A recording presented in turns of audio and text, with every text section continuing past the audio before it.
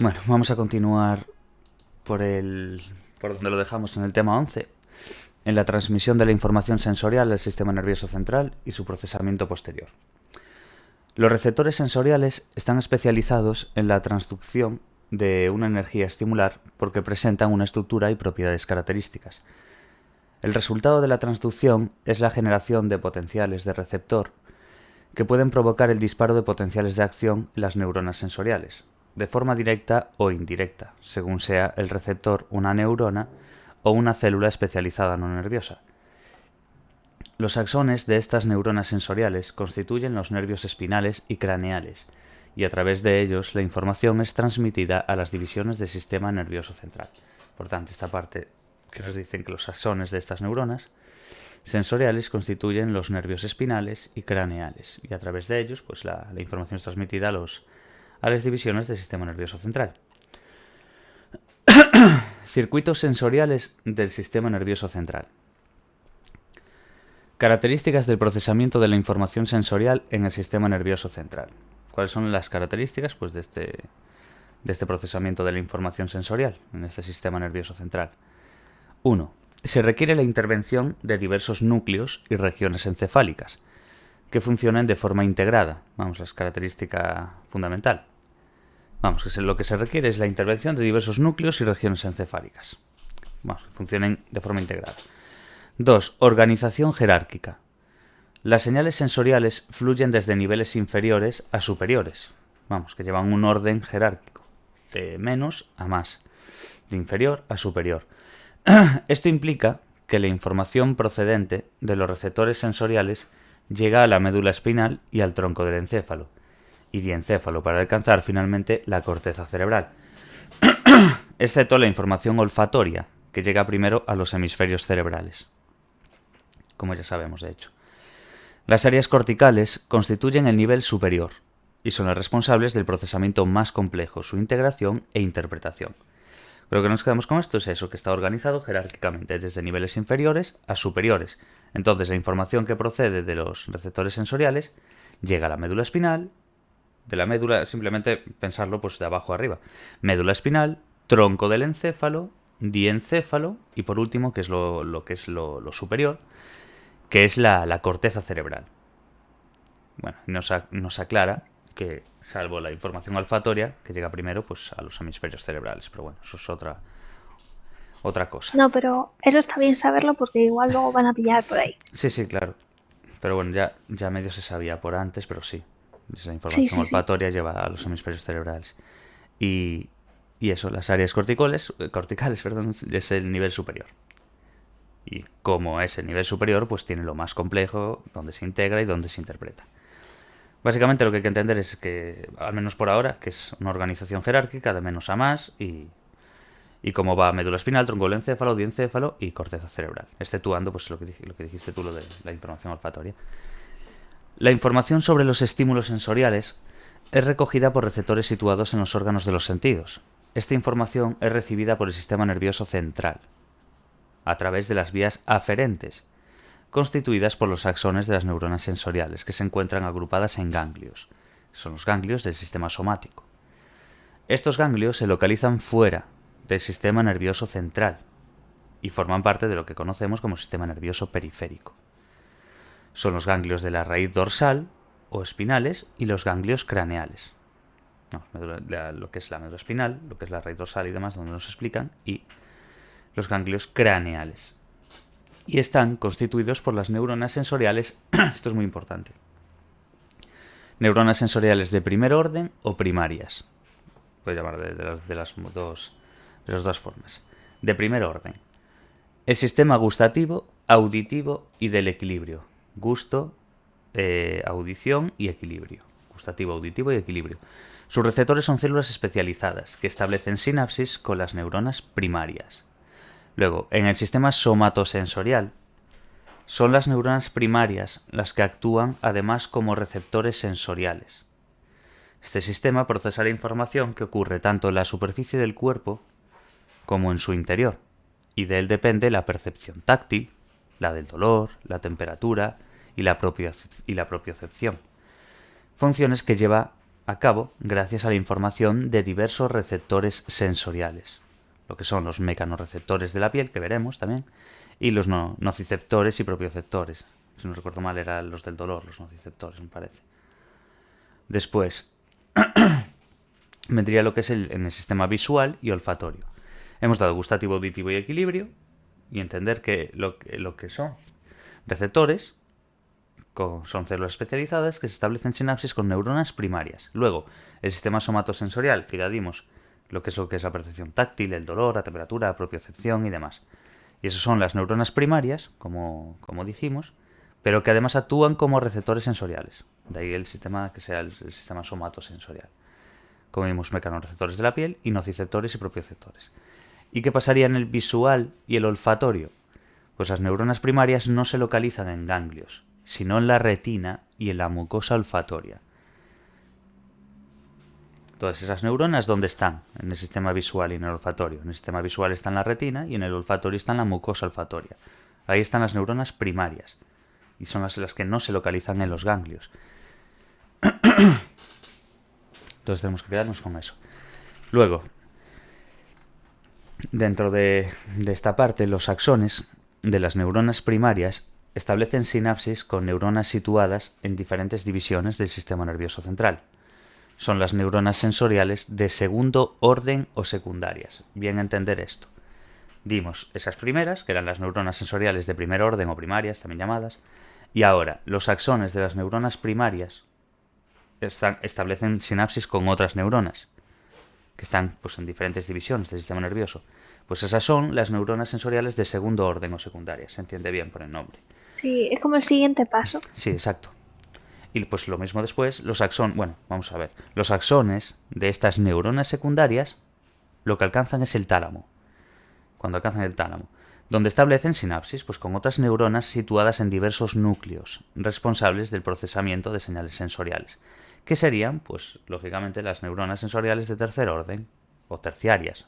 No sé si lo pone, pero bueno, intuyo que será lo mismo. Y están especializadas según la modalidad sensorial. Se encuentran formando núcleos concretos en el tálamo, que envían señales de cada modalidad hacia áreas específicas de lo que sería ya la corteza cerebral. ¿Qué pasaría, en el caso de la información visual y olfativa? No se producen estos sucesivos relevos de señales sensoriales, aunque se mantiene la organización jerárquica. La organización jerárquica se mantiene, pero no hay estos relevos de señales sensoriales. Porque las neuronas primarias que tienen el sistema visual y olfatoria no están en los ganglios, porque ya están directamente ahí, están o en la retina o en la mucosa olfatoria. Son como más directas, ¿no? Exacto, es que es eso, es exactamente eso. 3. Procesamiento en serie. Bueno, y después veremos también paralelo y tal, pero bueno, procesamiento en serie. Esto es como muy importante, tío, entender bien esto al principio, porque después lo pillas todo muy fácil. Sí, si no, esto es un lío. Claro, sin esto, porque después las preguntas son muy a secundaria, muy a primaria, muy tal, y tú tienes que decir, vale, es primaria y tal, pero a lo mejor te hablan de la mucosa.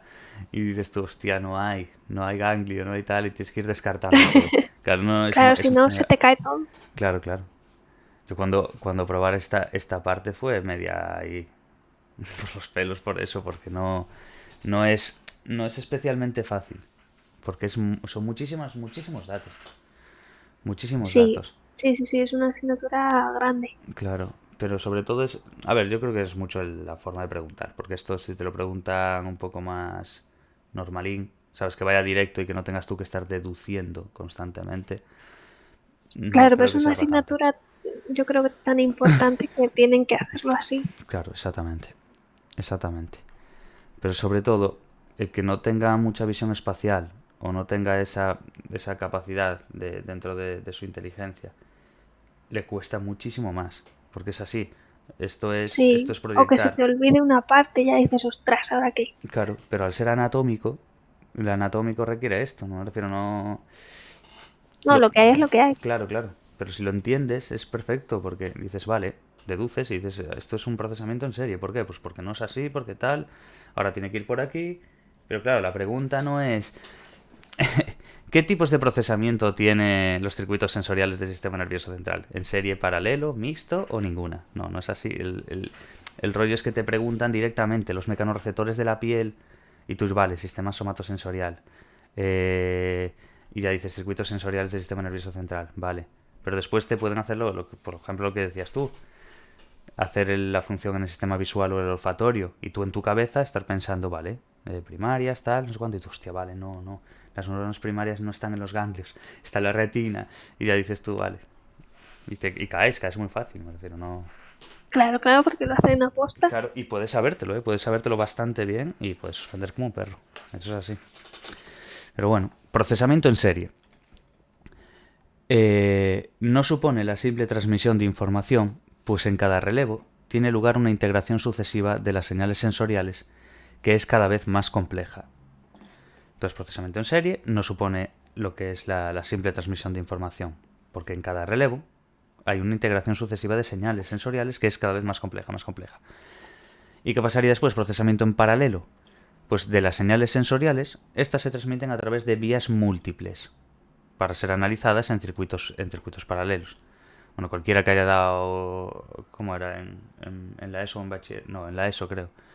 No me acuerdo, creo que es en la ESO o en primer bachiller. Tecnología te explicaban los circuitos en serie, en paralelo, mixtos. Sí, Pues incluso en el cole, yo me mm, acuerdo ya en el colegio. claro, por eso simplemente piénsalo desde un punto de vista de como un circuito, ¿sabes? Como un circuito de electricidad. Procesamiento en serie y procesamiento en paralelo. El del paralelo, señales sensoriales. Estas se transmiten a través de vías múltiples para ser analizadas en circuitos paralelos que parecen desempeñar diferentes funciones. Un ejemplo es el sistema somatosensorial, constituido por dos circuitos diferentes que transmiten información acerca de distintas características del estímulo. Exacto. Vale, dentro de este procesamiento en paralelo, esto es importante, el sistema lemniscal y el sistema anterolateral. Lemniscal, responsable de la transmisión de la información táctil más compleja y precisa, y de las señales propioceptivas. Eso es de lo que hace, vamos, de lo que es responsable el sistema lemniscal. De la transmisión de la información táctil más compleja y precisa, y de las señales propioceptivas. Sistema anterolateral. Transmite fundamentalmente las señales nociceptivas, que yo no lo recuerdo bien, pero creo que eran las del dolor estas. Y la información sobre la temperatura. Yo creo que es dolor y temperatura, me parece. Espera, lo voy a buscar. Nociceptivo. Nociceptivo yo creo que sí es dolor. Dolor nociceptivo, sí. Es un proceso neuronal mediante el cual se codifican y procesan los estímulos potencialmente dañinos contra los tejidos. Sí, es el dolor. Vale, bien. Es que a veces dudo, ¿sabes? Hay algunas palabras que, hombre, no, tampoco me sé. Sí, claro, no se suelen usar así de... Sí, pero bueno, era lo que decíamos. Dolor y temperatura. El sistema lemniscal, información táctil compleja y precisa. Y las señales propioceptivas. ¿Y qué le pasa al anterolateral? Dentro del procesamiento en paralelo todo esto. Sistema anterolateral. Transmite fundamentalmente las señales nociceptivas, dolor, y la información sobre la temperatura. Esto, a ver, es importante, todo, pero bueno, es importante ir pillando cosas nuevas, entendiéndolas. Parecen desempeñar funciones diferentes, pero hay cierto grado de solapamiento y ambos sistemas comparten información. Tanto el sistema, los que acabamos de ver, quiero decir. Estas vías paralelas presentan la ventaja de añadir riqueza a la experiencia perceptual, además de constituir un mecanismo de seguridad en caso de daño en algunas de ellas. Entonces lo que nos tenemos que quedar es eso, hay sistema lemniscal y anterolateral dentro de esto.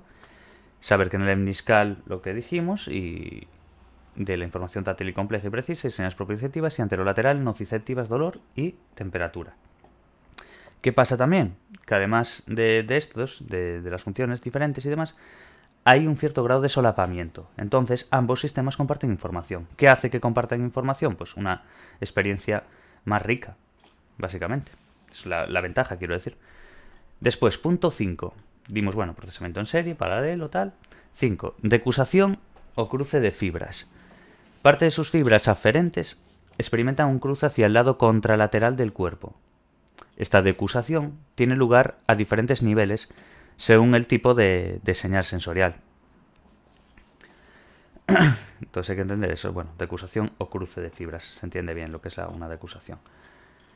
Sí. Entonces, eso, parte de sus fibras aferentes, pues experimenta un cruce hacia el lado contralateral del cuerpo. Y esta decusación, este cruce de fibras, tiene lugar a diferentes niveles, pues según el tipo de señal sensorial. Todas estas cosas se ven más a fondo, pero simplemente es para una idea.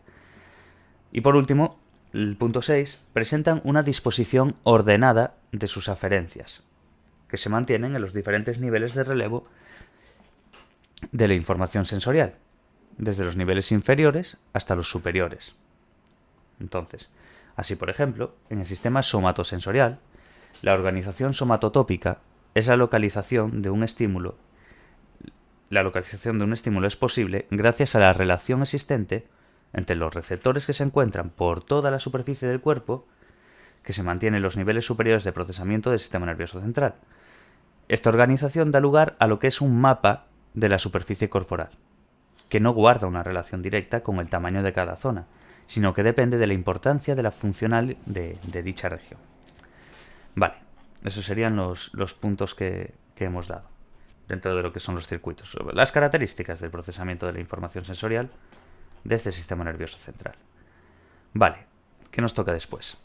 El papel del tálamo en el procesamiento de la información. Esto ya lo citamos antes. ¿Eh? ¡Viva el tálamo! Viva, viva. Creo que es la primera vez en la vida que voy a escuchar eso. La última, posiblemente. Posiblemente la última también. Creo que ni hasta el que lo encontró dijo eso. Vamos a ver. El tálamo es el centro fundamental para el procesamiento de la información sensorial, procedente de todas las vías ascendentes, lo que dijimos antes, de la médula espinal y del tronco de encéfalo. Cuando dijimos la jerárquica, de abajo a arriba, médula espinal, tronco del encéfalo, y dijéramos también tálamo, bueno, epitálamo realmente, que es partes y demás. El diencéfalo, dijimos. Pero bueno, dentro del diencéfalo, como ya sabemos, son estas partes. Entonces, eso, médula espinal y tronco del encéfalo. Pues la información procedente de los órganos sensoriales que alcanza la corteza cerebral pasa a través de él. Básicamente es el centro donde es el centro para donde va a estar el procesamiento, donde va a pasar y donde se va a hacer el procesamiento de la información sensorial, que viene de esas vías ascendentes. ¿De dónde viene? Pues de la médula espinal, del tronco del encéfalo, va subiendo por ahí y llega al tálamo. Ese es el centro, lo que hay que entender. Pues la información procedente de los órganos sensoriales alcanza la corteza y pasa a través de él. Aunque el tálamo recibe la información visual de forma directa y la olfatoria, ¿os acordáis? La visión y el olfato, que iban directas. Pues esto es lo que decía antes ahora. Aunque el tálamo recibe la información visual de forma directa y la información olfatoria, llega directamente a la corteza cerebral. Y también una parte de ella llega al tálamo, desde donde es enviada a la corteza cerebral. La idea no es que directamente, como dijimos antes, retina y mucosa olfatoria, esas neuronas que estaban ahí, lo que se entiende es que tú, conforme lo veas y demás, vaya a la corteza cerebral. Lo que pasa es que llega directamente a la corteza cerebral, pero también hay una parte de ella, de esa, en este caso de esa información, tanto visual como olfatoria, que llega del tálamo, que es desde donde es enviada a la corteza cerebral. Hay que entender esa parte también, porque ahí hay un poquillo de trampa. Entonces, el tálamo es... Que siempre hay alguna trampa. Sí. Me refiero cuando se dice en plan, es verdad que la información visual y la olfatoria pues va directamente a la corteza cerebral, efectivamente. Lo que pasa es que hay una parte de ella que llega del tálamo. Entonces es importante tener eso. Básicamente lo que hay que entender es el papel del tálamo en sí.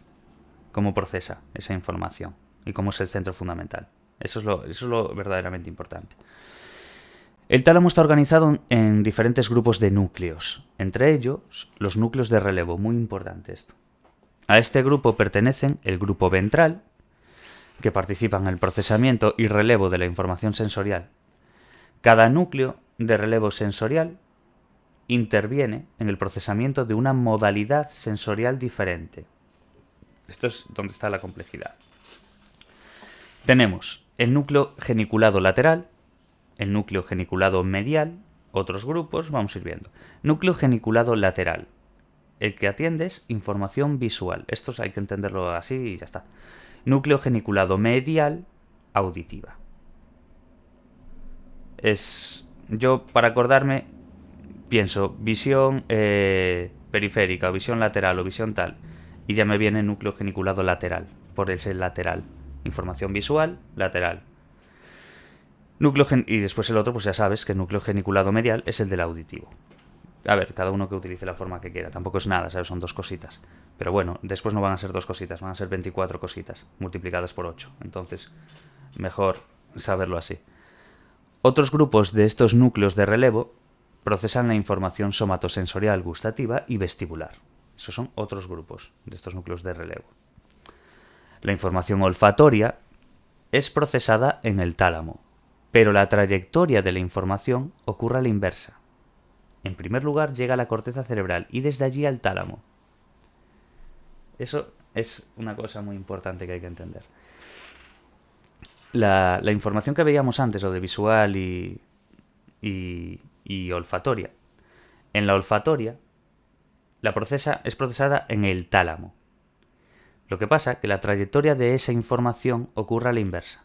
Vamos, que en primer lugar llega a la corteza y desde allí al tálamo. Eso es como funciona en la información olfatoria. Los núcleos de relevo, por eso estaba bien dicho el hecho de que pase porque la procesa el tálamo, efectivamente la procesa el tálamo. Lo que pasa es que primero llega a la corteza y después va al tálamo. Ese es el rollo. Básicamente hay que entender que esa trayectoria de información es a la inversa. Punto, no hay más. En la olfatoria, Los núcleos de relevo envían de forma específica proyecciones a áreas concretas de la corteza cerebral. Entonces, los núcleos de relevo envían de forma específica proyecciones a áreas concretas de la corteza cerebral, de distintas áreas, quiere decir. Recibiendo también de forma específica aferencias de las áreas corticales a las que proyectan. Otra cosa importante. El hecho de que los núcleos de relevo envíen información a lo que es la corteza cerebral, concretamente a ciertas áreas concretas, reciben a la vez también de forma específica aferencias de las áreas corticales a las que proyectan. La propia corteza cerebral, bueno, las áreas corticales de dicha corteza y demás, proyectan a su vez a esos núcleos. Eso es lo que hay que entender. Es complejo, me refiero. Esto no es precisamente fácil. Pero es ir entendiéndolo. Y es una forma muy bonita además de entender cómo todo está jodidamente conectado. Incluso lo que no se sabe, que hay Claro. muchísimo, se sabe muy poquito sobre el tema, quiero decir. Lo que en conjunto. Se sabe mucho, pero no en la totalidad de lo que se puede saber. El rollo es eso, ver cómo realmente está básicamente todo conectado de una forma magistral. Es una locura. Por eso es tan bonito, porque es la hostia, tío. No hay más. Es que esto es absolutamente todo. Es lo que somos. Claro, pero no sé, tío, a medida que va pasando el tiempo vas viendo que lo que va descubriendo, además, los investigadores y demás, te deja con la boca abierta porque dices, pero ¿cómo puede estar esto conectado con lo otro, tío? ¿Y cómo puede estar esto procesando las dos cosas a la vez simultáneamente? ¿Y cómo puede estos núcleos de relevo que están mandando esas proyecciones a la corteza, a la vez la corteza le está mandando específicamente es que no sé, es una locura, tío. Sí, ahí no hay ninguna parte que pare en ningún momento. No, de ahí el gran mito que se lleva diciendo desde hace no sé cuántos años de que utilizamos el 10% de nuestro cerebro. Y es una absoluta estupidez. De hecho, aún viendo el otro día en órbita laica, saliera una neurobióloga, no una neuróloga, la neurobióloga es la de biología y el neurólogo es de medicina. Pues la neurobióloga explicaba eso. Dice que está harta de escucharlo del 10% del cerebro. ¿Sabéis realmente cómo funciona el cerebro? Y yo empezó a explicar la paisana poco a poco, así un poco por encima, y explicaba eso. Dice, es que si funcionásemos al 10 no nos dábamos ni levantado. A Es que ver, es verdad. normal. Y es que es verdad. Y después explicaba eso y decía, pero vamos a ver, si os dais cuenta de que esto está gastando el 20% de vuestras calorías, con el tamaño que tiene, en proporción a todo lo que tiene el cuerpo, imaginaos lo que está haciendo. Es que es verdad, me refiero. El hecho de que se alimente de oxígeno y glucosa, ya fuera de eso, es el porcentaje que gasta. Es decir, es brutal.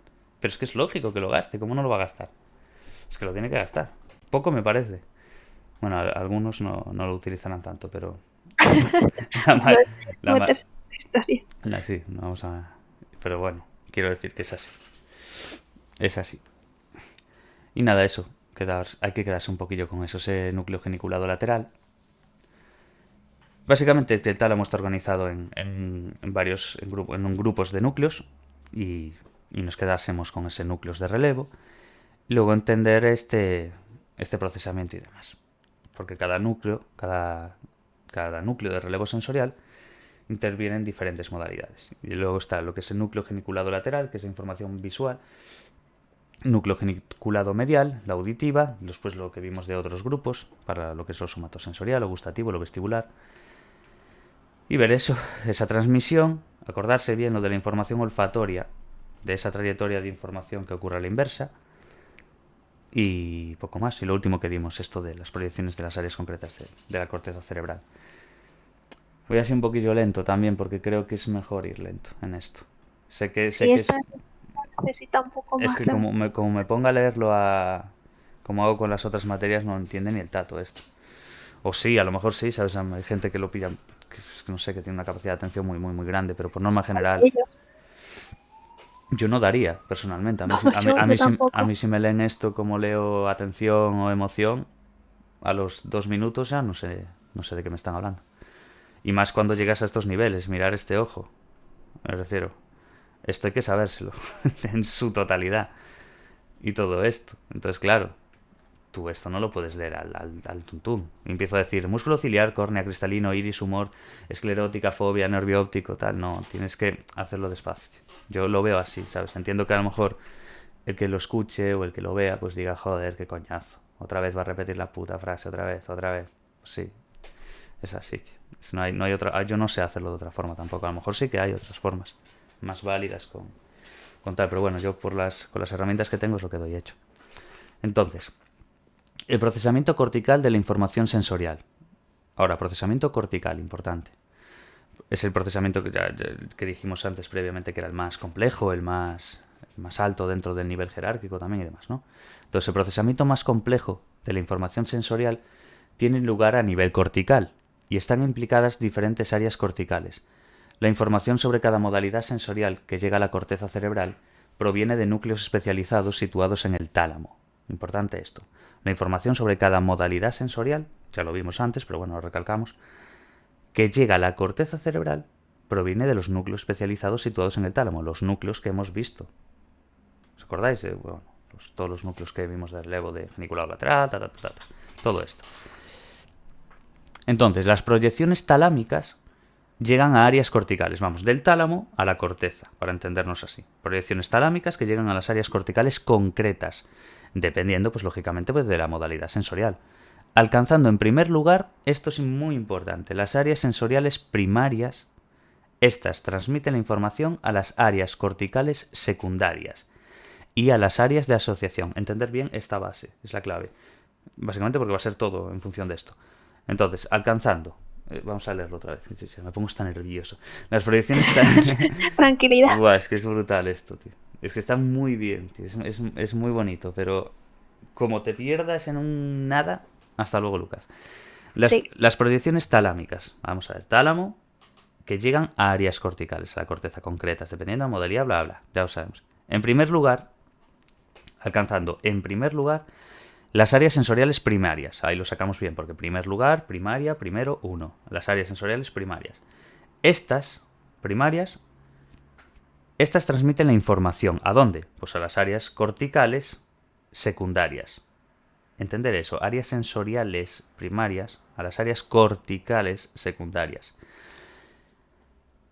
Y luego, bueno, y a las áreas de asociación, donde tiene lugar pues el nivel más complejo de todos, de procesamiento, integrándose en alguna de ellas las señales procedentes de las áreas que procesan diferentes modalidades sensoriales. ¿Vale? Nos quedamos con eso. Entender básicamente un poco por encima lo que es el procesamiento cortical de esa información sensorial. Vale, nos vamos a los ojitos. El sistema visual. Aquí hay que entender bien el tema de la fobia, de la melanina, bueno, una serie de cosas. El sistema visual. Fotorreceptores y transducción visual. El procesamiento de la información visual se inicia con la transformación de la luz en señales eléctricas por parte de los fotorreceptores de la retina del ojo. ¡Qué brutalidad! Sí, aparte es que es muy complejo el tema de los ojos, del sistema visual. Es brutal. A mí es de las que más me gusta esta en particular. Porque es, no sé, tío, solo de pensarlo, en plan, en cómo funciona un ojo, no me cabe en la cabeza, tío, que hayamos llegado hasta esto. Vale, entonces, ¿qué es lo que pasa? Que el procesamiento de la información visual, lo que tú estás viendo en ese momento, ¿cómo se inicia esto? Con una transformación de la luz en señales eléctricas por parte de los fotorreceptores de la retina del ojo. Vale. La disposición de la retina permite que los estímulos visuales se focalicen sobre ella, con la mínima distorsión óptica.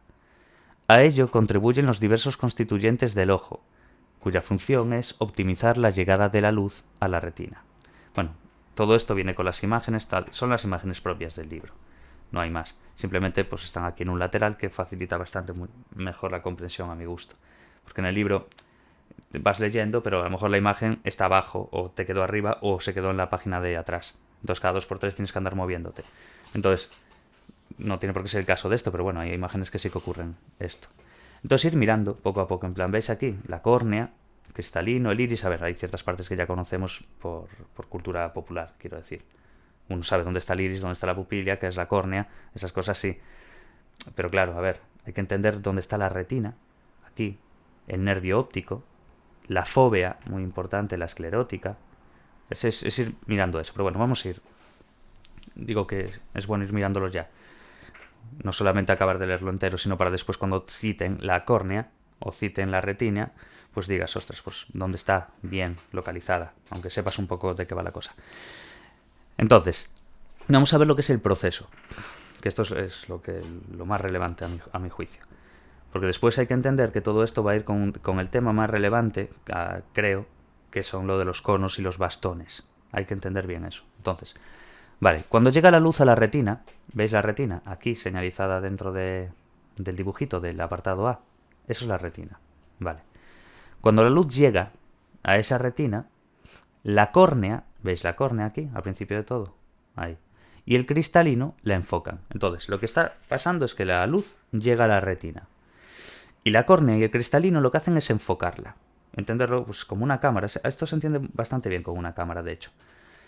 Y tras atravesar el humor vítreo que aparece aquí, básicamente es esto de aquí, ¿veis?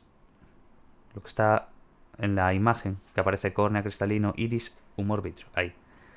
Justo aquí.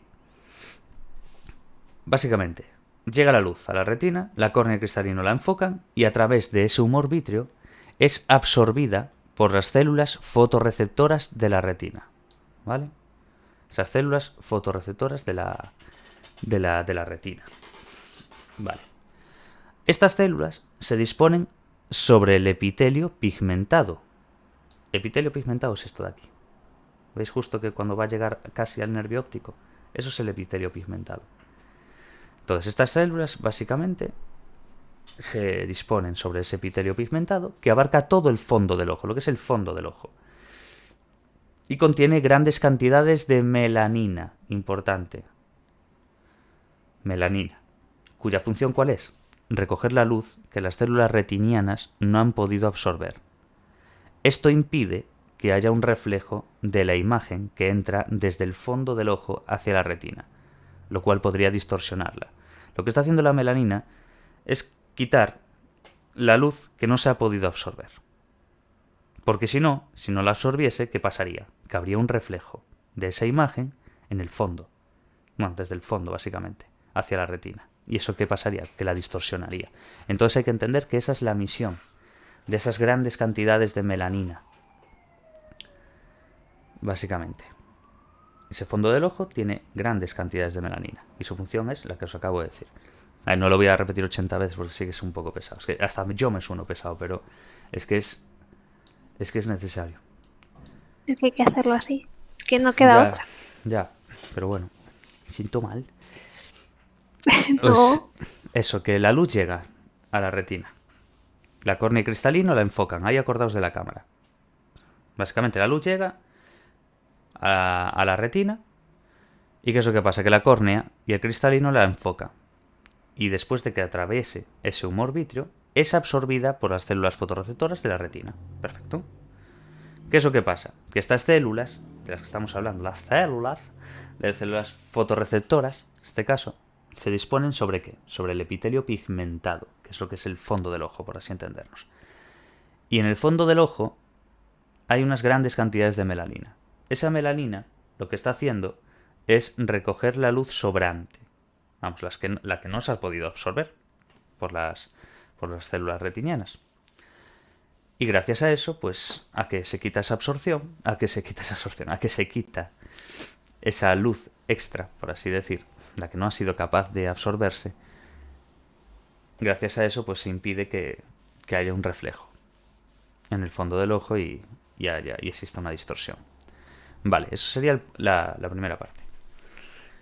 Ahora, para permitir que la luz llegue a las células fotorreceptoras sin ser dispersada o absorbida, las capas celulares de la retina más próximas al cristalino no tienen mielina, lógicamente, entenderéis por qué, y son relativamente transparentes. No van a ser dispersadas ni absorbidas, porque si tuviesen melanina, ¿qué es lo que hace la melanina? Absorber. Entonces la fastidiaría. El rollo es por eso, por lo que no tienen melanina. Para permitir que la luz llegue a esas células fotorreceptoras sin ser dispersada, vamos, sin que se vaya por un lado o para el otro, sin que se disperse, o que se absorba, como bien sabremos que la melanina recoge lo extra, lo que no se puede absorber en este caso, pues pasaría eso. Entonces las capas celulares de la retina, más próximas a dicho cristalino, no tienen mielina y son relativamente transparentes. Además, la retina tiene una pequeña invaginación en forma de mella, situada en su punto central, lo que se llama fóvea. Esto es muy importante. La veis aquí, la fóvea. En la fóvea, los cuerpos neuronales de las células retinianas se disponen desplazados hacia los laterales para dejar paso libre a la luz, para que no haya distorsión y la luz llegue con menos dificultad. En la parte central de la fóvea, llamada foveola, que aparece aquí, solo hay células fotorreceptoras en alta concentración, lo que permite la agudeza visual sea máxima en esa zona. Es muy importante esta parte. Básicamente es lo que acabamos de decir, que las capas celulares de la retina más próximas, bueno, lo que ya sabíamos, que para permitir que esa luz llegue a esas células fotorreceptoras sin ser dispersadas o absorbidas, pues no tienen. Esas capas celulares de la retina más no tienen mielina. ¿Qué pasa? Que además la retina tiene una pequeña invaginación, denominada, bueno, en forma de mella, denominada fóvea. En la fóvea, los cuerpos neuronales de las células retinianas se disponen desplazados hacia los laterales. ¿Por qué? Para dejar un paso libre a la luz, para que no haya distorsión y la luz llegue con menos dificultad. Luego, dentro de esta fóvea, en la parte central de dicha fóvea, aparece lo que se llama foveola. Y esto solamente tiene fotorreceptores en alta concentración. ¿Por qué? Pues para que haya una agudeza visual máxima en esa zona. La clave, vamos. Último punto, el 3. Para conseguir una buena proyección sobre la fóvea, nuestros ojos se mueven constantemente cuando miran a los objetos. La cantidad de luz que llega a la retina se regula por la pupila. La pupila es la encargada de regular la cantidad de luz que llega a la retina. A ver, el iris que tenemos todos, ese color, que cada uno tenga de un color, luego tendremos la pupila, que todos la tenemos del mismo color, yo creo. Esa pupila negra que veis ahí, lo que está haciendo es regular la cantidad de luz que va a ir a la retina. Por eso lo regula. De hecho, sin ir más lejos, si vais al baño o cualquier lado, encendéis la luz, miráis al espejo, apagáis la luz, la encendéis, veis cómo la retina se abre y se cierra. Básicamente es por eso. Lo que está regulando es la cantidad de luz que entra, si no sería una locura esto. Entonces, todos los vertebrados presentan dos tipos de células. Esto es la clave de todo esto. Todos los vertebrados presentan dos tipos de células fotorreceptoras. ¿Cuáles son? Conos y bastones. Son por la forma, me refiero. Simplemente se les ponen casi siempre suele ser por la forma o si no por el por el ego de ponerle el nombre del que lo haya descubierto. Área de Sí, Bernica, área esa de suele Broca, ser. área... Claro. Sí, sí, sí. Todo va por formas o nombres de los que lo hayan encontrado en este caso. Vale. Pues eso, todos los vertebrados presentan dos tipos de células fotorreceptoras, lo que son los conos y los bastones. Ya veis aquí, este cono en forma de cono y este bastón en una forma de bastón, no hay más. Pero ¿qué es lo que interesa de esto? Hay 20 veces más bastones que conos. Hay que entender muy bien esto. Hay 20 veces más bastones que conos. En la retina hay 120, bueno, una barbaridad. 120.000 millones o 120 millones, me parece, de bastones y 6 millones de conos. Para entendernos, como hay 20 veces más. De hecho, si multiplicas 20 por 6 millones te da 120. Entonces, en la retina hay 120 millones de bastones y 6 millones de conos. Los fotorreceptores no producen potenciales de acción tras ser estimulados, sino que responden con cambios en su potencial de membrana. Son potenciales locales y graduados, similares a los potenciales postsinápticos inhibitorios. Los conos y los bastones presentan propiedades específicas que hacen que su respuesta al estímulo luminoso sea diferente. De aquí que vayamos a ver sus propiedades ahora. ¿Cuáles son las propiedades? Bueno, recordar eso, ¿eh? Bastones, mucho más bastones que conos, ya está. Pueden preguntar que haya 20 millones, 20 veces más, pues sí. Pero bueno, 120 millones de bastones y 6 millones de conos. 2 por 6, 12 y le añades un 0. Ya con eso ya os quedáis fácil. Vamos a ver las propiedades, esto es muy importante. En ambos existen moléculas sensibles a la luz, llamadas pigmentos visuales o fotopigmentos. Eso mismo. Sin embargo, ahora, bastones contienen un tipo de pigmento específico que es más sensible a la luz. Les permite captar más luz y amplificar la señal luminosa. Los bastones tienen un tipo de pigmento específico que es más sensible a la luz. Entonces, como es más sensible a la luz, pues les permite captar más luz y amplificar la señal luminosa. Un único fotón puede producir una señal eléctrica detectable en los bastones. Participan en la visión nocturna o con luz tenue. Muy importante esto. En la visión nocturna o con luz tenue. Conos. Tiene 3 tipos de pigmentos, a diferencia de los bastones, que tenían 1. Estos tienen 3 tipos de pigmentos, que determinan 3 conos, según el pigmento que utilizan. Me refiero que va a haber 3 tipos de conos. Conos L, conos M y conos S. Porque cada tipo de pigmento, como son 3 tipos, forman 3 tipos de conos. Eso es con lo que hay que quedarse. Se precisan centenares de fotones, a diferencia de los bastones que necesitaban ¿cuántos? 1. No pueden tener más, pero con 1 ya hacen señal eléctrica. En los conos no, se precisan centenares de fotones para que un cono pueda generar la misma respuesta y se activen durante la visión diurna. La visión dicromática hace posible distinguir entre algunos colores. La pérdida de un tipo de cono da lugar ¿a qué? A lo que conocemos como daltonismo. Mira qué bonito. Entender todo esto, es que es la hostia. La pérdida de un tipo de cono da lugar al daltonismo, que puede ser por pérdida de tanto los conos como los bastones. Bueno, vamos a ver ahora. Que puede ser por pérdida de tal. Quiero mirar esta parte. Pérdida de conos. ¿Veis? Que hay conos L. Lo que dije antes, que había 3 tipos, dependiendo de los 3 tipos de pigmentos, bla, bla, bla. Conos L, conos M, conos S. Conos L.